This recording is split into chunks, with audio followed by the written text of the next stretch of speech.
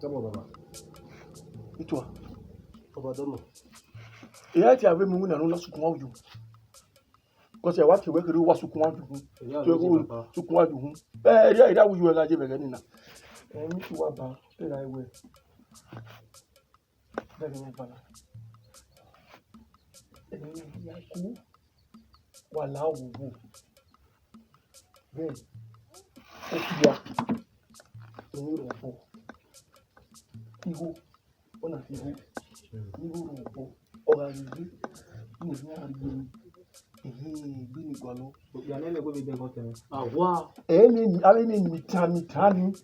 Ni masi ya eni. Wo. Ko pe lórí ire we o yin ari e. Digwe na ke wa re we yin ari e. Wo wa ko yo. Sukun panu. Atu ogboni na fi na mu reji ni. O wa gbo. Na mai kun ni. Wa mu da do. Ona ti wa mu na wo mu na. O gbe mo ri ni. How you do ori? Mi le gbọ́ níyì. Wàá yọ sí ibi là bàlọ́. Ọ̀nà wẹ́n mú nàná ìmúra ọ̀yẹ́ yẹn kẹ́ ọ̀pọ̀ ẹ̀lẹ̀. Ọ̀gá ọ̀pìà ló pìà. Ọ̀kẹ́ náà ti wẹ̀. Mi náà yọ̀ tẹ́rẹ̀. Ínà mo ti sẹ́ra. Wàá yọ ọ̀sẹ̀ ti wẹ̀rẹ̀ lọ́wọ́ ká ẹ̀dùn. Una ìdéwé ọ̀sẹ̀ wùnà ọ̀yẹ́ ti yà wùnà. Wọ́n jẹ́ dúró rẹ̀ ọ̀bẹ díẹ̀ lẹ́nu ìwòjọ́ mi. Àwọn olùfẹ́ gbọ́tọ̀ lọ́sẹ̀ ti fi yẹn. Ọ̀wé àti ti fi yẹn. Wọ́n ní ìjòyè àkíyè. Ọ̀yà táwọn sábà gbọ́. Àwọn ní kò ní rọ̀ ọ̀la àwòwò ní òwà bí náà. Ìmọ̀ ò nílò pẹ̀lú bọ́ kàn wá yìí. Ènì má bẹ owó yàrá ni. Àwọ̀. Bàbá yìí rẹ̀ yẹn máa sọ̀tọ̀. Wẹ́n wá kí ayé òun láti ayé yọ ọkọ̀ sí ni. Ẹ̀gìyàn lẹ́. Ẹ̀gìyàn mú láì. Bàbá máa kọ́ kí ẹ wò tọ́. Ẹ̀ẹ̀kan wò tọ̀ ẹ̀dẹ̀ lẹ́dẹ̀ lò. Àwa wà pọ̀ ní fún ayé tọ̀. Ọ̀wá yìí sáké wọ́n ti wá pẹ̀lú. Lórí kẹwàá sí àná. Sọ́tà bá ní. Ṣé mo wé nu àwọ̀? Ọ̀pọ̀ náà wọ́n dùn à, àwọn dùn à. Wọ́n tún nẹ́hún. Wọ́n tún pèjá. Wá mú dàmí ẹjọ́ mi. Ọ̀pọ̀ nẹ́hún ìkíni nínú àìjẹ́. Mọ́tò mú dàmí. Wé nu wa. Bàbá wa bù nẹ́hún. Ọ̀ bàbá wọ́n ni wẹ́rẹ̀ wà náà. Àwọn náà gèlè wẹ̀rẹ̀ mọ́. Wẹ́rẹ̀ bàbá wọ́n ni wẹ̀rẹ̀. Wọ́n nẹ́hún. Ó náà gbọ́ gbíwé. Bàbá wa gbé gbé káwé pa ni tún máa ń kó lè ṣe mẹ́ni pè àpá ó gbé pa. Ṣé wọ́n fi wà rí wọn lọ́wọ́ àwọn ẹgbẹ́ tó? Wọ́n rí ẹ̀wọ̀n náà fi ní ẹ̀ná. Nàìjíríà yóò bọ́ gbígbó Nàìjíríà bá ná. Baba. Ẹ tẹ́ mẹ́rin náà rẹ̀ fàmì gbìyànjú. Yóò tó máa tó jíwé àbúyá yìí. Ìtọ́ mẹ́gbọ́n wẹ̀ náà gùn. Bàbá oníta máa ṣẹ́rí ọ̀wẹ́. Mẹ́gbọ́n wẹ̀ náà. Bàbá ìgbò àwọn. Bàbá ìwọ ni ọ̀tà. Ẹ gbèrè gbé ta. Kí ló ṣe náà? Ọ̀pẹ ẹnu kí n á yẹ ẹ̀. N'owó ẹ̀mọ̀ ẹ̀. Ọ̀rọ̀ ẹgbẹ́ fún apẹ̀wò. Ọ̀pẹ náà ti ọ̀wẹ̀ rárá o. Ẹ kò settle down. Mi náà wà á gbé náà. Gabi ọ̀ because èmo ni kí n yà rí o. Ìyẹn àkìn. Wọ́n. Bẹ́ẹ̀ni, o tẹ̀lé tòrò mú jù náà. Everybody náà gbé tó náà ju ní àìmú ní àgbà ní àná. Lọ́mọ ní mọ́tò náà. Ìyẹn ìgbìmọ̀ ìkó àlọ́. Yẹn ni tèmi náà. Àwọn àzàmọ́. Ní àríkù, àwa mú ẹ, àwa fi ẹ náà fi pọ́pà wá fi ẹ. Bàbá anyway, ìmọ̀ ọ̀sẹ̀ rẹ̀ ní yáyọ̀ máa wíwò. Ẹ ṣe kìnnìún wájú. Ẹ ṣe kìnnìún rẹ̀ ní ẹ̀bá náà, ní àríwá ní, ní àyájú wa wíwò.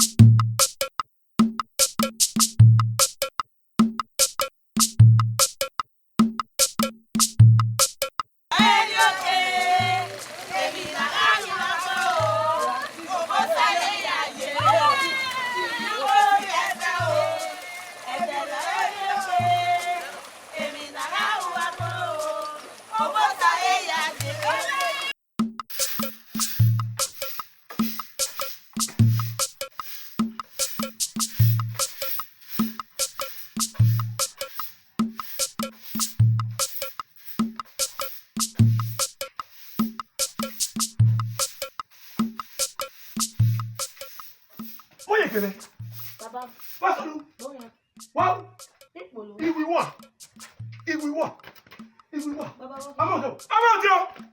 Baba. Amojo. Asunu. Amojo. Gadi. Yaye. Baba asunu. Ame kere polo. Ame kere polo. Asunu we polo ba. E ya gbe wona we ni pole. Itua. Sa. Lare. E na na gbe wona. Itua. Ame kere polo. Baba. Ame kere polo. Bula wa. Agbaboa. Iwi wa. Do ye polo. Baba. Baba. Boa. Bakadi. Ya baba. Baja. Ya mi ase na. Emoni yayo. Emoni ma le fi pa o. Wọ́n lè wọ́n yá bọ́ ní yá polo. Maki, ni me do ya ri we. We ro wa na. Hey, ọ̀pọ̀ ní kíta wá. Iná ni ló pa ní yẹn gbé. Iná ni ló pa ní yẹn gbé wa la wo wo. Iná ni ayi bo ken na wo. Imu ya kia pepepe. Wa la ho. Èmi na ma wa e o. O do be ku to je bo kan wa. Emi agbora. Me do ya ri we. Me ro wa na. Wa yo pe ọ̀pọ̀ ní kebu ma wa ga ere wo ri ro pa. Iná ni ló pa wa. Ko le ga bi soso la ho. Iwa ro wa ile jogo se. Oh, ebe mi nuge jo. Wa jo we kiyan he. Kiyan le wi akia. Ya ya se le wi ajo wa. Baba, ina pa ati wa we ni yawo wa. Eti no. Ibi mo no meti. La wo bo. Mo dio. Mo dio. La ho. Mo da we. Ni ya se na. Ibo. Èmi ló má kiyan ló do wa yan.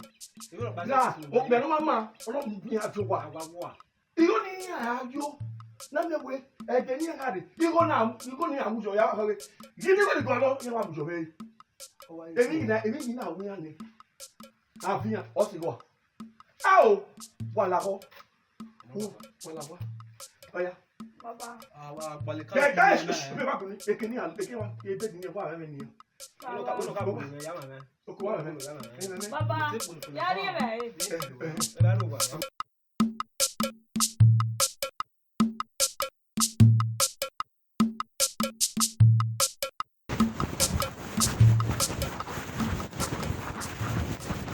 Koi la mu.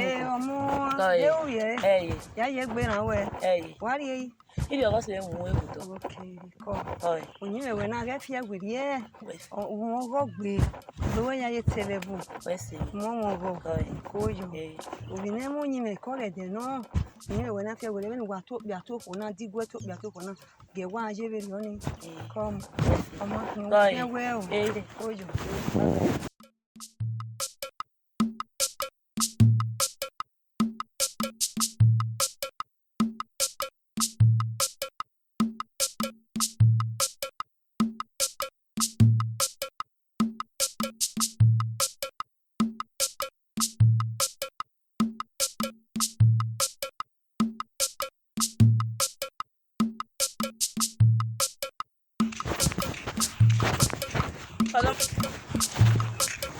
Adam. Yes, Adam. Ye wo na we here. Oh, we wona he. Adu e wo na yi. O we pa agbamo. Otitu awe hin. Lorun we wo do. Adam. Ko yo. No. What you we? More comfort. Comfort. Ni we wa ni. Yes. Eni wo sazuwa. Okay. Imari jan do dole owe la no kwa ni. We are kere ni agbegbe jan yo ni ma we ka bo wa egbe sayo eme we wa je ren. Ayan pa are do yo ni ma we gba are isiti wo do. Ni ri we are isiti idoro wa gbon yi.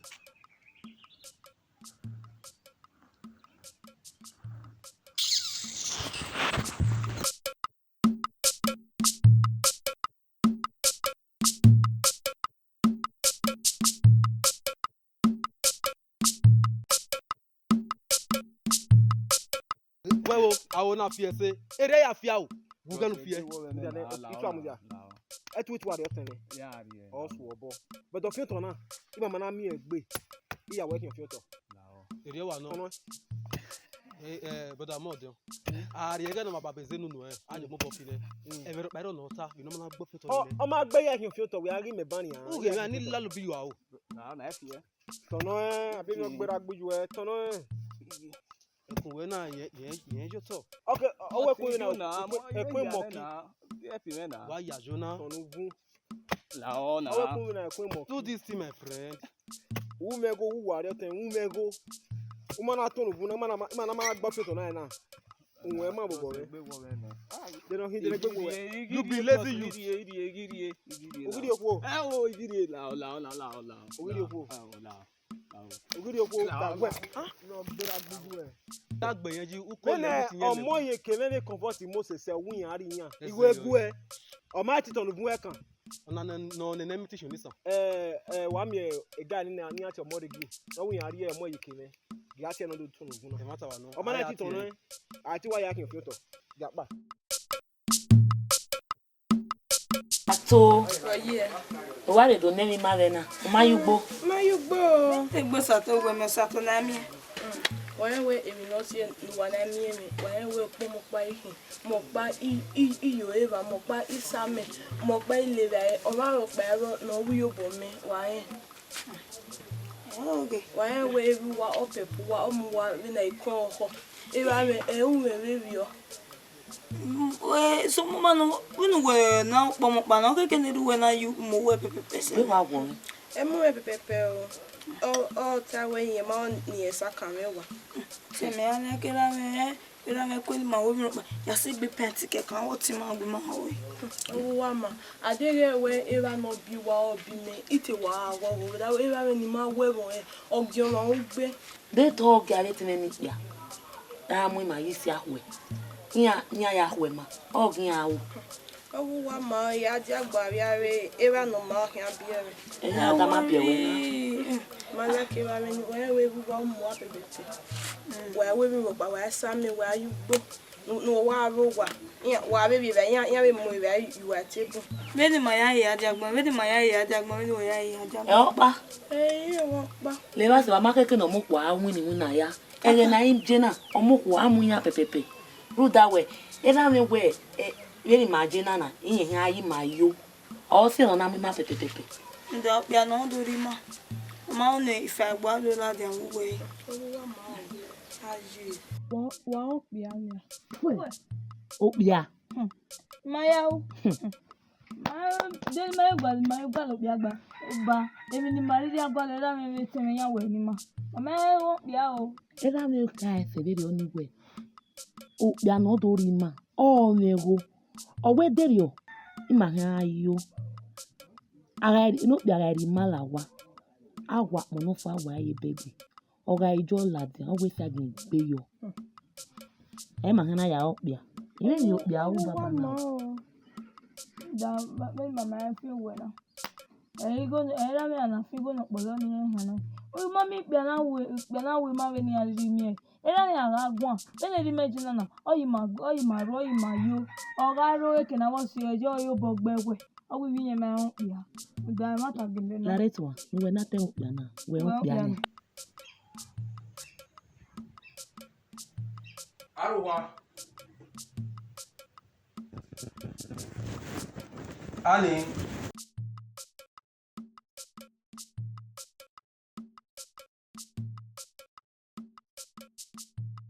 How name one? Comfort. Yeah. And then.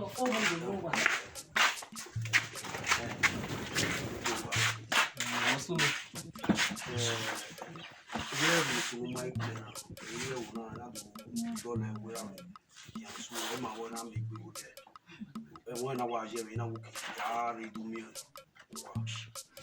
Who are make with there? And when I was jail, as what? As what now? Explain yourself. You may who are going between there? Single bros. Double. Oh yeah. What's the one? Men, I know how we make comfort. my boy want me go there. My boy might go on. He come here we are in Wadomir so that my boy want to carry my go. What does say? Okay. But anyway, Anyway, Sazua. would that bring you boy as what? It's Operation 222. yes, sir. Permission. Mission complete. Operation 666. 666. Brasco. Go. Constitution 666. Another mission complete. Unavailable. Last. What say? Who are where? He say. Bole. Operation 666. Bole. Okay, Uga onu nyobo ya zuwa ukpole se o. Benu ukpole na we ogun na to ga so mo bo.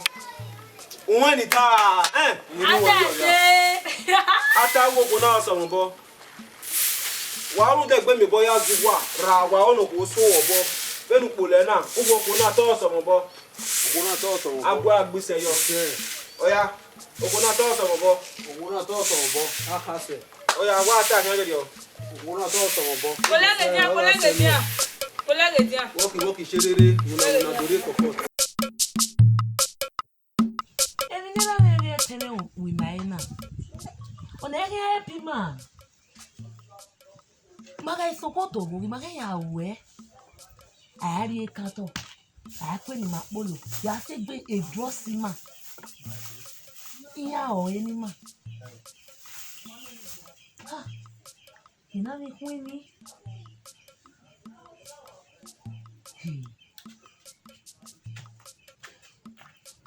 Oye, que ven. Vamos a ir a otra tema. Yo me voy a ir a Na je na ku wegbe. Any magic? Arowa. Akpolo. Adolo. Alirai. Aopo. Obia na mi mare. Omo ojo bi to a. Iya gegbe okin yan. Iya kun lo bia yi ma gbe. Ma ka ya mi odo e. Mommy, your dog. A patient dog is the fattest bone. But my dear, I been an money apothetima. But my dear, I imagine if it any. Patient dog is the fattest bone. Yes. Very megogi man a patient dog. Ege ami fresh ya ma we bon. Ami e. Me mind we original with alogina. E di agbe uruwa uboma ulele. E can no we ya yore. Go malake we. Wo do malake do we wa lake son. The malake son o. Bill me ya idi agbon ise de no solo ba game ajagbon atamawe. Baba ne baba lao. We no ata me je make no game ajagbon na. We no dey we family ni here na we ropa. Solo ba na we. I hear you my daughter. Oya re me ade family. We be me we ropa. Anyway ko ware man we ko like la wo me ni na ti me. Any more comfort. You need the comfortable cake ni really aje. You ya we so water for me. But the point to comfort. Be comfortable. Even if you are going to have for women, open no, a dressing no, oh yeah. I don't know my marry out. You tell about more, don't take it to another woman. They say comfort.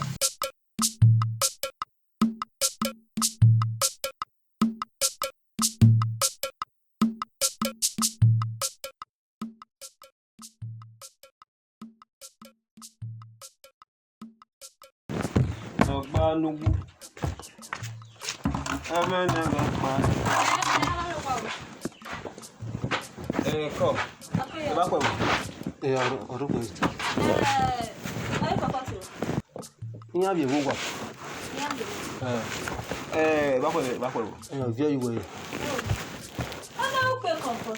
Oh, where Marema? Me and no was soon. Oh, where do you just a day? Just a little. Who you are there? Yeah, give where they are. One way. Why I can wear? Oh, yeah, give where they are. Why I can wear? You may wear tea and gag, or be a tea. Ogure ki aba ki o ma. We have one. Obera bi ju eyan gaga. E o botene. Mo logo na yi. We have one Rovio. Yes. Ogun eti be gbin akakaka Ogu no fiki my mama my papa. Itu kila. Ubege erani n'egwu akụkọ m. No me ti koku wa ya se erani. My papa so. Now Ogu go kick. Anya era bije. Eto amuzia, no yun se bravo gya ban yo. O la gbe yen ju ko le wo ti yen le wo. Wa le kan were. O la gbo je. O yen wa. Ya bi wa kwere. Ye jabo mo ngba. Bi wa kwere. Yebo. Mami guy na binu ya be na mama ye kwa wana. Doko na so wobo. Emi ya fe ma wo no. Wa wo ni ma. U da mi o me o. E de na ku e. U do le gbe le di ma ri o ira. O ya gwale ran gima. Woni kai. Le ba se ba.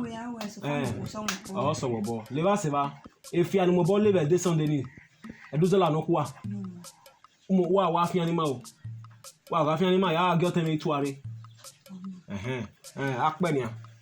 Wa akpe. Over ga ile kisire, all the way the worry. Only 2 tasks more, 2 tasks remaining. Okay, 2 tasks remaining. 2 tasks remaining. You know. Oh, yeah, you will not be ya ne. Yeah, ku ya e. So pa any ma view na very any ma wa yin le gbesha. Any ma yin le gbe. O ma so fa ni go do ko so mo bo. O so wo bo. Abele ki bele gwa yo. We no big guy na wa si won lele track 1, track 2, track 3. Oko na all so wo bo. Ya si won gege. O ni dori e, ta so mo bo. Ara so mo ba lo ni la me gyo wa me. Ya no. Ara si gyo wa me, ori bele ki bele gwa e. O ni dori e, ta so mo ba. Ya no. O ni dori e na. Iga yo kwa. Yo. Iga yo na ta la lele me so wa. Ame no kura de be ma wa. Ori bele ki bele gwa e. Ma wa. Me wo bia me o. O me o ba e. Ma wa ya ri e pe wa. So na kwa. Ola na ra ta la so mo ba. Ise. So mo wa la igi wa me. Ganyi na agbi na se yo kwa o. So fa gbe. Ijubo, ijoena, ipaliga, ipigai, ibe do am gai. Ya vele ra yin gun mi o yin lo so. Wa, egun na su se na kwa ye. Mo na ge so mo gan. Fa gbe mi. Se bugo. E pa ni ma ri ewu. Ani o pa ni aja mi ya ma. Ikoko. Omo ye o yin na ga ni e o. Susana kwa bele na no ra ka ni obiele ya no ni.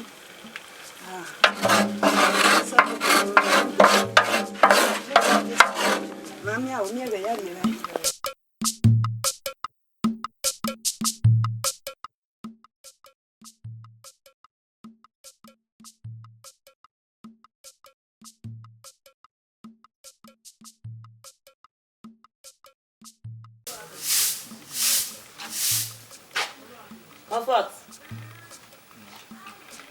Comfort. What way? Igbe mara we. Ori oni aye gbugbe. Igbe mara wo meti polo. Iya wa polo do ba wa polo. Awa manu e, ya re ke ma yo na dia. Awa ni igbe mara polo. Igbe mara we.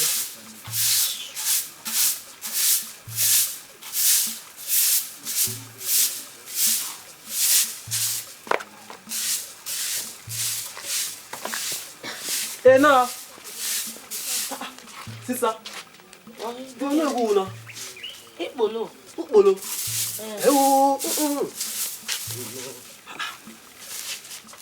Mama ka tama ogun wa ga do to kai pa wo wana. Ni ma we wo wana he we. Ma river no wa. Ku gba gege wa polo wo wana wa sami wo wana wa we ni ya wa le dai. De mi pa ni ma ri. Se ni a iwu Na na gbo. gbo. Wana le we. Iwu na gbo niki. La wa ni polo. Dúpọ̀ wà náà nígbó wọn sílẹ̀ láti àpéyọ rẹ̀. Comfort.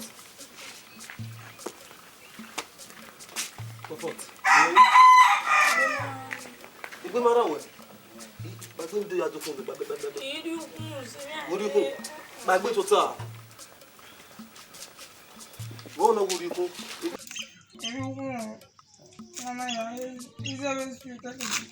Comfort. Is that a stew? How you work, mommy? Go mara. ọkọ fún mi ọmọ rẹ báyìí wọ́n yára ikú ọmọ nìjẹ́ yára ẹ̀. Emi na tamu wa no ize mesti we shikinya. ọmọ ìta lẹ́mẹ̀ rẹ bá àjọ náà kọ̀wé yára dẹnu. Amu ye kari wo wa. yìí ń wẹ̀ wò ọ́n ní òtá kirikiri náà. làwọn. Ugese na ha. Mume ali okuwa ya ali o, mume ali okuwa. kọ́. Eko na ija wa temo ha. Ela le ko wa. Ohun mi wa ri fere stew. O e mere nukun mi. O be je muwe owo na we nu muwe ari okuwa ya yo. Ami kan ya na dia. Egbe mara wẹ̀ ọ̀nà wa. Muwe ture ma. ẹ mana. Gbera ko tani. Egbe tó. Gbera ko tana.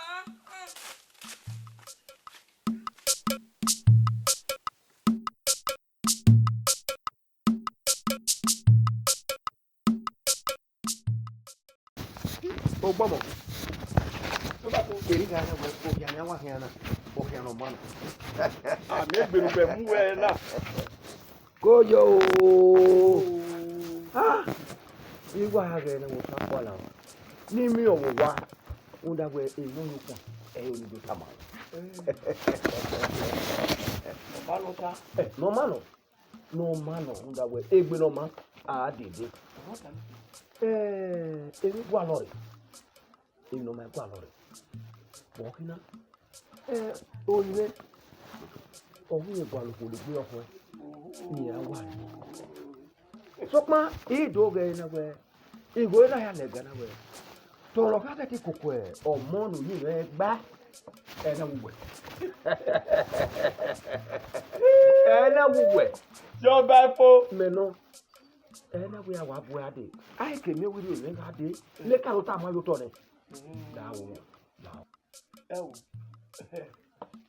so ba fu wa to pe o wonu we gwa kan technology isi oye isi o waye isi technology isi da we la de wo na de ya iwi si oye o de we bu do oye egbe wa mi o go ibe ga na gwe efe no gwe na imo no gwe ra yo bi ana yo mi gwe mo ibe je me e di so na gbo ko fu e gbe nda gwe o bo so e o na bi wa lo mo le gbe wa le ko no we setting we we le mo be ni meje na ibe imu ya pe iko le ni yo bo kan ma me ye tele ime ni na iga ga so mi agbera wi awe ko baba o ina ko ka griki ina mo ko me o gbomo bo te ba no bo pio ni bi ka na aye o mi ase ti kokiyan pupa no seba ko enu sara e to ma la me o iwe ni pe ero wa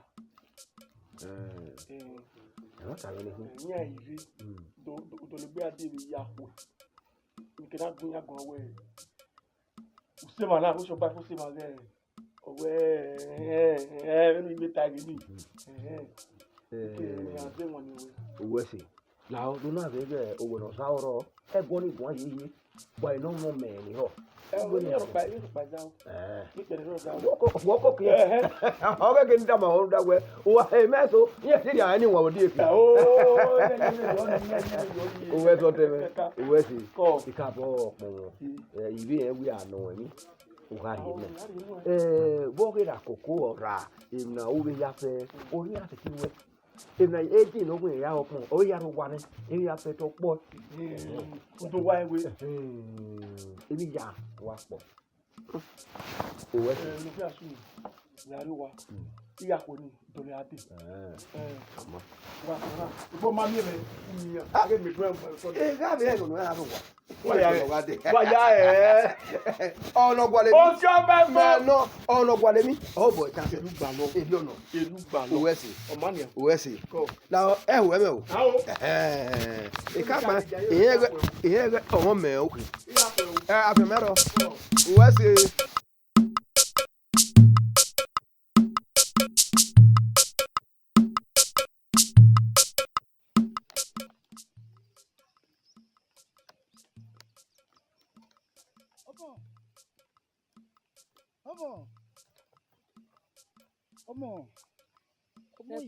Omo, Yekime, how are you? Maybe a year. Oh yes. Oh. For a very long time. The other day I came to your house. It's when I am molesting him. It was mom.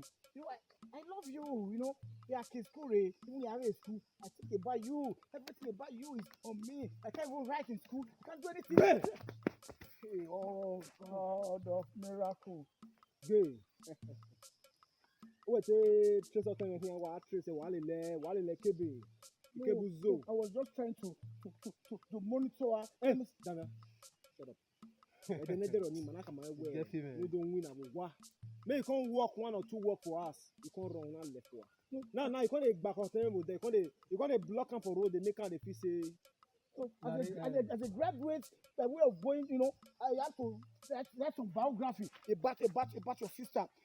My project, a project in any you as a graduate. So when you hear because of You're in trouble. Damn, who graduate, my graduate, or minority offend or okay. In that case, you take a who were you bomber Yahweh Gamma? Or Timmy, I don't know Yamuyo. I'm a graduate.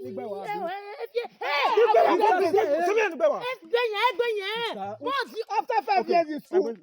After 5 years in school. Frog jump. After 5 years in school. Frog jumping. After 5 years in school. Frog jump. Broken jump is a 5 years in university. Frog jumping.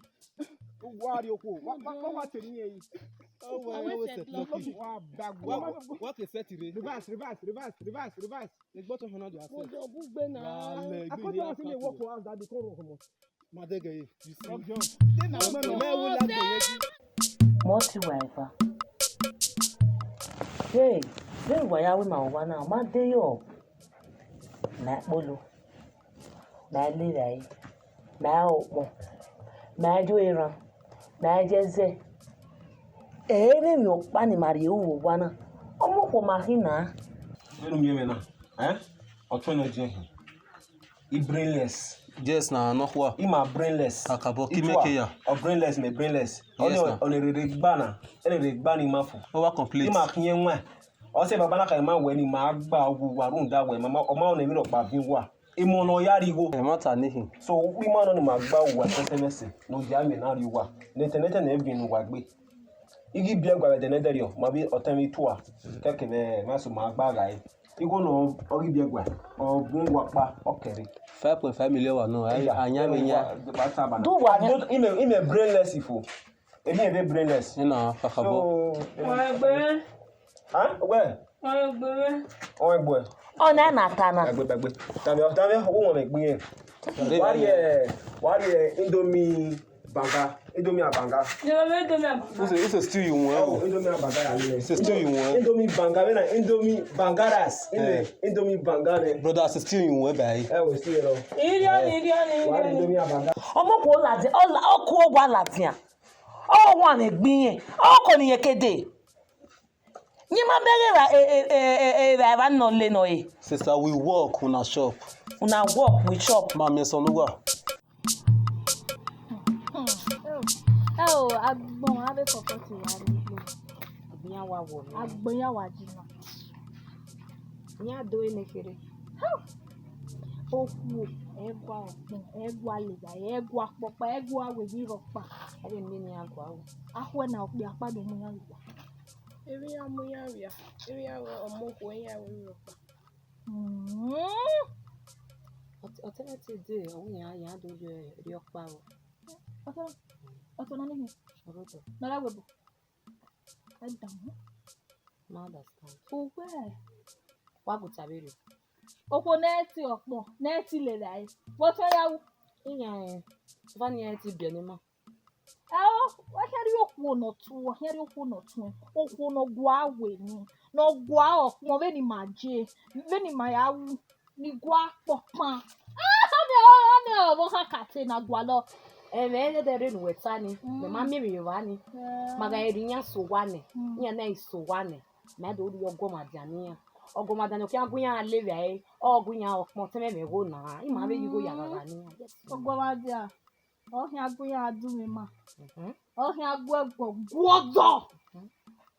Ogboma de ohia go godo. Oh, when we have that now. Oh, Ude ya eti we mi dokpa. Iya eti godo. Ah, we na be lawo wa wo wa noro. Iya be mo ni ya. Oni America we. O kan le o. Otebe yo here. Ati wa do ni be ne no go ma dia ni make na godo. Oni America we. Iya guys so one. Otebe we no ya wo do ni. Oni maka we. Me wa wi egbe wa ya de ba we. Ogo go ma dia no ru we. Okay. No we wi. Whatever. No we go.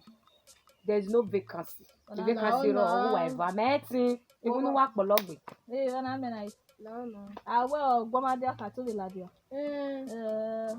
Ade wi mo wa me gbe ra re yo ni iwa leke.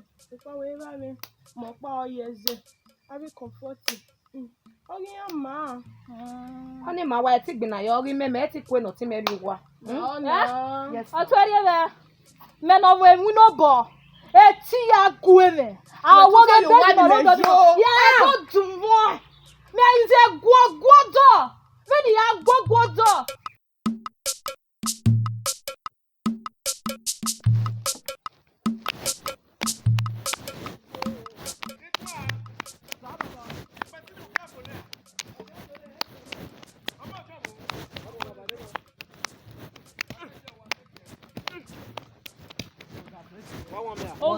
What one me? Ame.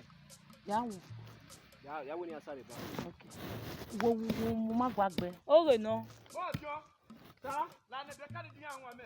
Awi yan we deni de asage. Pege na. Ni ma ta ba wo. Oni be bo. Ogbe pe ya me. Ah, ogun ka pa ni. Gbira go bodo. Owo gwe ni.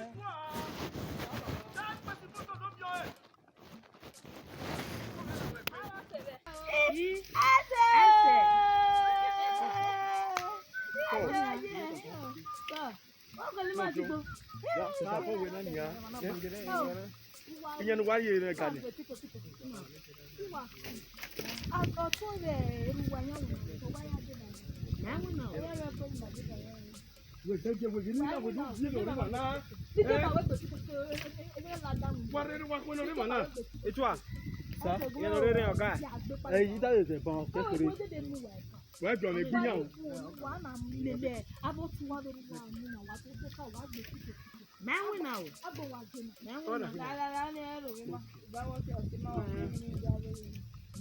Wa take here.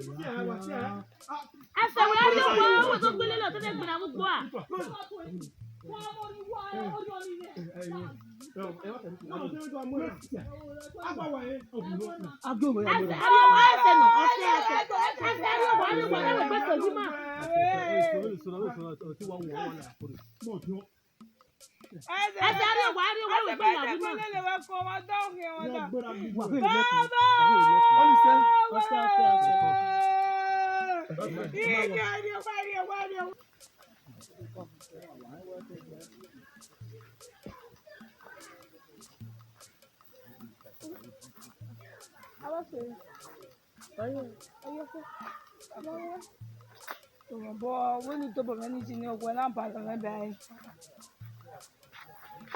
Posso me? No. I said no. Bora me ase. I said I do bima. I said so bima. I said I do bima. I said I tell papa, money madam. I said when you are mwera. Ekene na mwera. Mani ne gwe na la wu na de. Ne gwe na do afia. Call. I said na little to me dinner. I say ni boss abi o nya wa. Of us abi. Wo mo se gbe. Guy, otene ogile gyobo dafe. Ase ware we ma tota gbugbo ma akube ne tene na wina. I say ni o ile ka fama ko. I say my we eva ekwe nu wa we rock ba. Ya ye ma ya ye ebonaji. Call so we say we my bro we. Ati me buena. Ama bun e baba we to la ya kore. Ni aso wa ya mu ejo. Yari. Ko we ba Gume le. Wa da me gbejile na o ba lo mo ga baba le mama baba mo me yeke. Wa da me ji ta me. Me wole me ya mu we. Ke ti mo me yeke. Iwa se bi se. Bula yeke. Tato wete. Be ka bo be da ka bo na.